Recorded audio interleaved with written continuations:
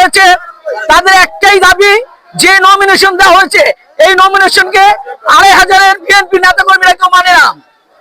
তারা এই যে নমিনেশন দেওয়া হয়েছে এটাকে পরিবর্তন করে 2500-এর 7.5 লাখ মানুষের প্রিয় নেতা মাহমুদুর রহমান সুমন সাহেব, তারপর কেন্দ্রীয় মহিলা দলের বিপ্লবী সাংগঠনিক সম্পাদক পারভিন আক্তার, সাবেক এমপি আতাউর রহমান আঙ্গুর সহ ফ্লোরিডা অঙ্গরাজ্যের বিএনপির সভাপতি নুর ইসলাম নুর ভাই সবাই ঐক্যবদ্ধভাবে এই নমিনেশনকে প্রত্যাখ্যান করেছে। আমরা চাই এই নমিনেশনকে প্রত্যাখ্যান করে নতুন ভাবে নমিনেশন দেওয়া হোক, সেই নমিনেশনে 2500-এর মানুষ স্বতঃস্ফূর্ত ভাবে ধানের শীষকে ভোট দেবে। সংগ্রামী ভাইয়ের আজকে আমরা এখানে একত্রিত হয়েছে। আরেকটা কথা বলতে চাই, শুধু প্রতীক দিলেই নির্বাচনে বিজয়ী হওয়া যায় না, প্রার্থী এবং প্রতীক দুইটাই গুরুত্বপূর্ণ।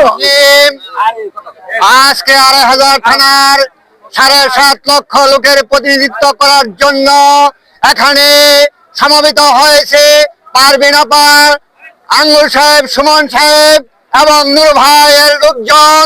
আপনারা দেখছেন কাফনের কাপড় পরে 2500 থানা লোকজন একত্রিত হয়েছে। তাদের একমাত্র দাবি 2500 থানায় যে নমিনেশন দেওয়া হয়েছে সেটাকে প্রত্যাখ্যান করে নতুন ভাবে 2500 থানার জনপ্রিয় নেতাদেরকে নমিনেশন দিতে হবে, এই দাবি রেখে আমরা আজকে সমবেত হয়েছি।